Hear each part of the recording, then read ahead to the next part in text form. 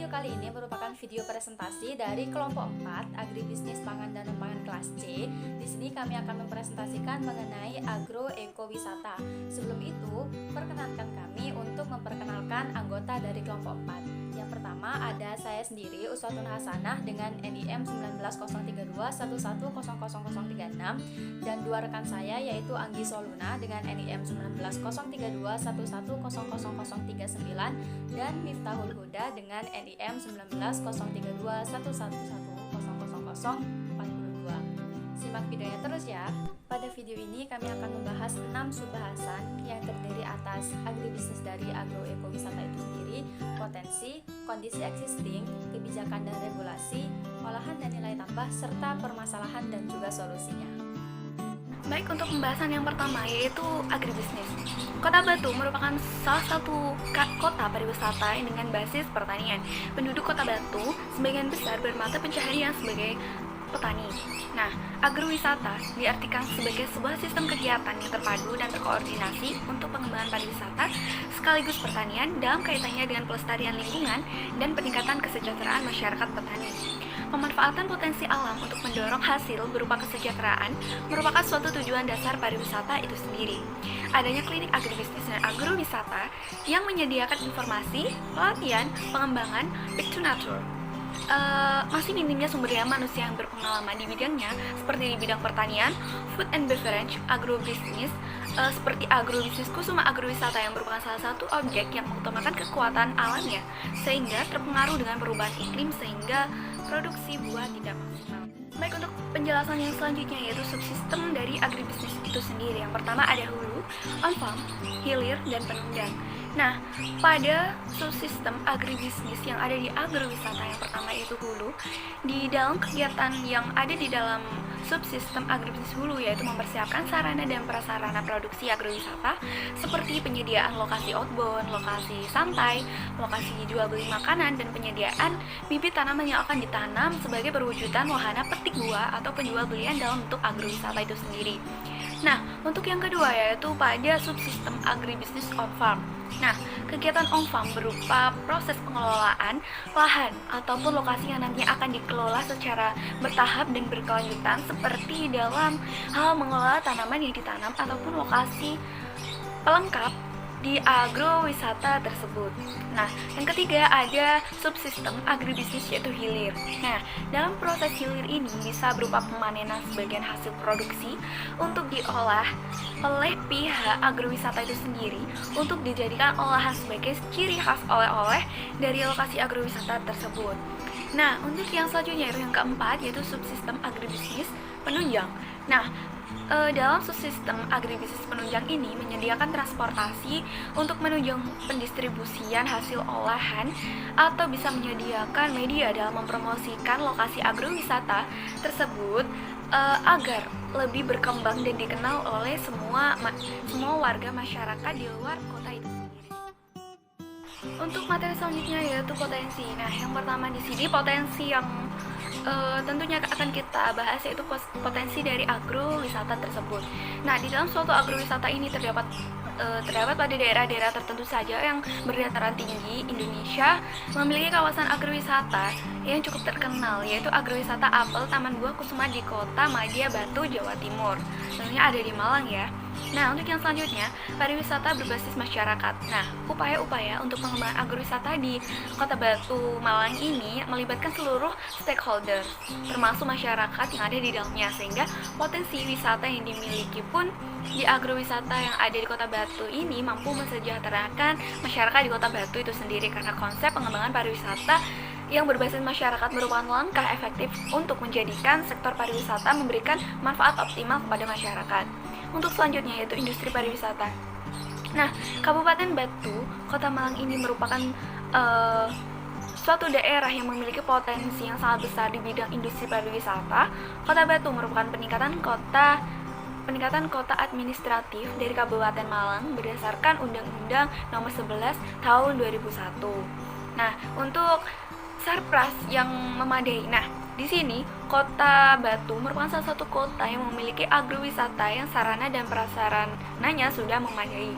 Sarana dan prasarana pengembangan agrowisata di Kota Batu ini sudah sangat memadai, di mana mulai dari sarana pokok seperti hotel, rumah makan, dan biro perjalanan, sarana pelengkap seperti sarana rekreasi dan sarana olahraga, dan tentunya ada sarana penunjang yaitu seperti panti, pijat, dan lain-lain.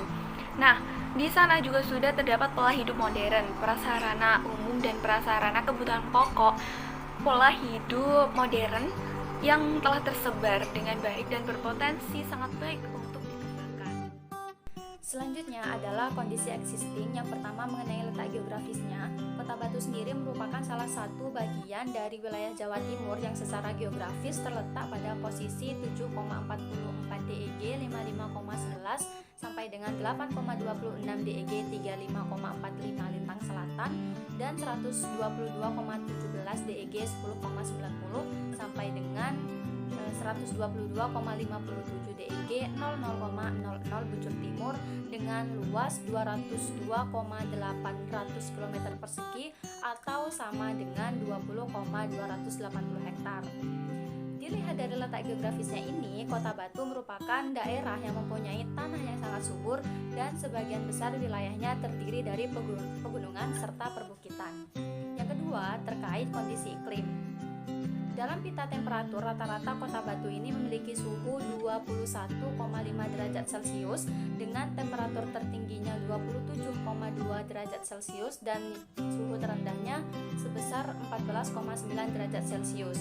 Dan rata-rata kelembapan nisbi udara sebesar 86% dengan kecepatan angin 10,73 km per jam. Dengan demikian, Kota Batu ini berada di daerah pegunungan dan memiliki iklim yang cenderung dingin. Hal ini bisa menjadi daya tarik wisata di Kota Batu akan semakin bertambah karena sebagian besar wisatawan yang datang ke Batu ini cenderung ingin menikmati udara dingin di sana. Yang selanjutnya adalah terkait regulasi dan juga kebijakan. Dalam Undang-Undang Nomor 32 Tahun 2004 tentang Pemerintahan Daerah, di mana menurut undang-undang ini prinsip ekonomi yang dianut adalah dengan memberikan kewenangan nyata, luas, dan bertanggung jawab kepada daerah secara proporsional.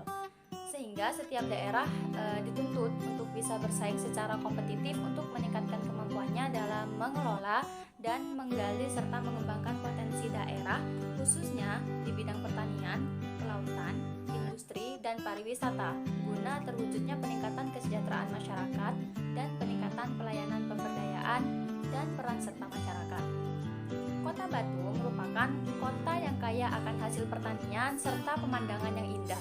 Ini sangat cocok untuk diterapkan sebuah konsep agrowisata. Maka dari itu, pemerintah Kota Batu berhak untuk melakukan kebijakan sendiri dengan melakukan program-program yang sesuai dengan kondisi serta potensi unggulan di daerah tersebut, yaitu melalui sektor pariwisata yang berbasis pertanian.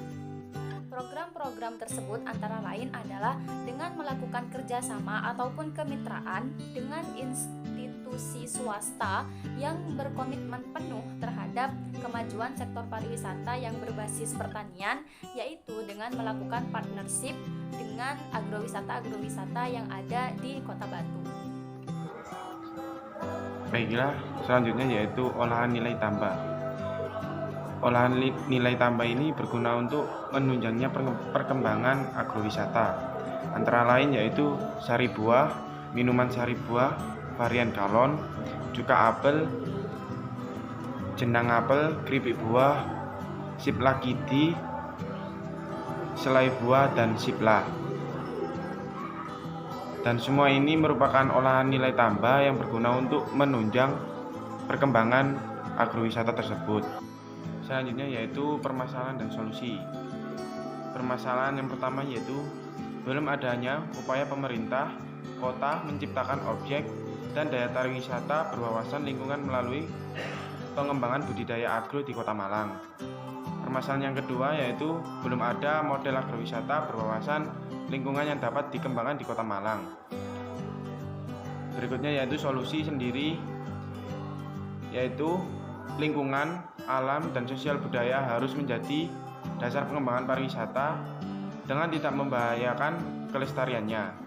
Yang kedua yaitu menjadikan kualitas lingkungan alam dan sosial budaya, fondasi untuk meningkatkan ekonomi lokal dan kualitas kehidupan masyarakat yang timbul dari industri pariwisata. Yang ketiga yaitu keberadaan organisasi yang mengelola agar tetap terjaga kelestariannya, saling memberikan informasi dan pengelolaan dengan operator wisata. Yang keempat yaitu perencanaan harus lebih cepat dilakukan dan disempurnakan terus-menerus. Yang kelima yaitu pemerintah harus gerak cepat dalam mengeluarkan kebijakan-kebijakan demi menunjang tujuan yang diperoleh untuk pengembangan agrowisata. Sekian presentasi dari kelompok kami, kurang lebihnya saya mohon maaf yang sebesar-besarnya. Saya akhiri, wassalamualaikum warahmatullahi wabarakatuh.